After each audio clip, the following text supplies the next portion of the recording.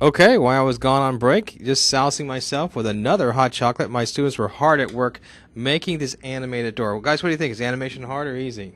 It's pretty easy. Did you think it'd be this easy? No, you can do some really cool effects, and now Flash has made it super easy. Yeah, an old guy like me in the old days had to walk 20 miles in the snow, but let me tell you, building animations in the days when I started with Flash was not this simple.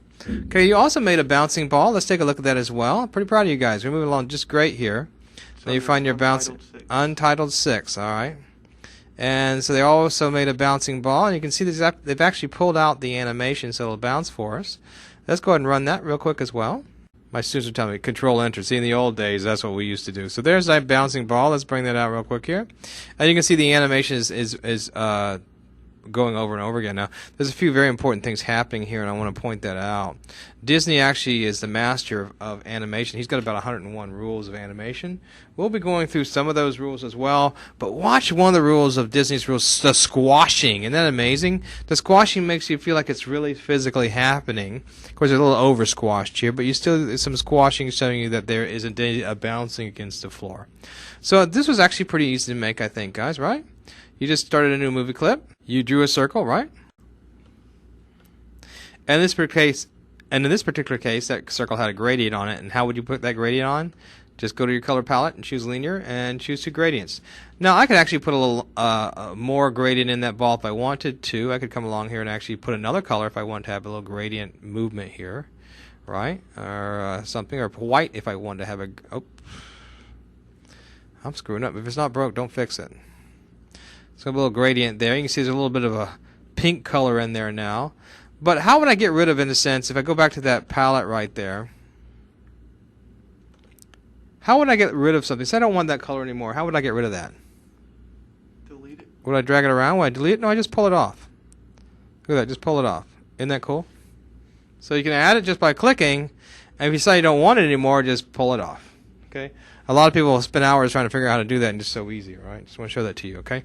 So now you've made this gradient ball, as I've showed you to do with the colors, and all you want to do is animate it. So come along here, and I guess I could turn it into a movie clip. Is that what you did? Yep. And hit F8 to turn it into a movie clip. And we'll call it ball. And once you've done that, just choose one of the presets. And what would I choose? Bounce. Any bounce. Bounce in 3D. Woohoo! I like that one. That's making me feel really happy. So let's go ahead and apply that. And we're going to control test that. Control Enter for you guys who I've taught all these shortcuts to and refuse to use them. Let's try that again. Control Enter. And there's my bounce again. And let's add another effect. So we're going to click on here. Let's go to effects. I'm just going to do a simple fly left. Hit apply.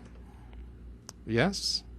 And so we were somewhat doing this before. Let's go ahead and control enter this and watch it. And my ball, in a sense, is fading from, fade out to fade in. That's pretty cool. And a lot of people want to do that, typically in flash motion. You can do this with anything, images, objects, whatever. But what I want to do here is get rid of that alpha. How do I make it 100%? Just go over to the properties panel over here, right? And bring it up to 100%. I actually want to see what's happening with the ActionScript frame as well. So I'm going to go to Windows and go to Timeline.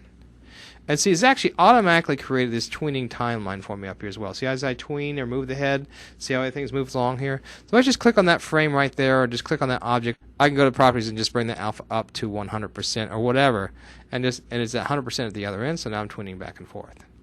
So that's so easy. Now, we'll be making these custom tweens as we proceed in this class, but lots of times it's easiest just to already begin with a tween that's already there.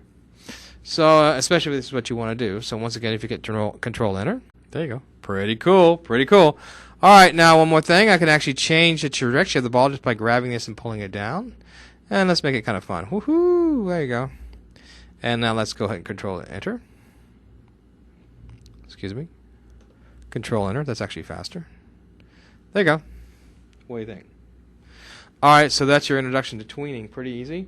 And like I said, in about 2 lessons, we'll actually be building custom tweens and websites and everything using these tweening engines. And that's what really made Flash famous at the very beginning, was your ability to produce tweens like this so easily. This is not so easily done in other languages, but in Flash, it is a piece of cake. Got one more thing to show you guys real quick, and that is a Photoshop trick.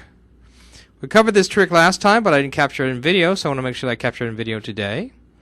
So I'm actually going to go to one of the things that you made. Let's go in FNF folder.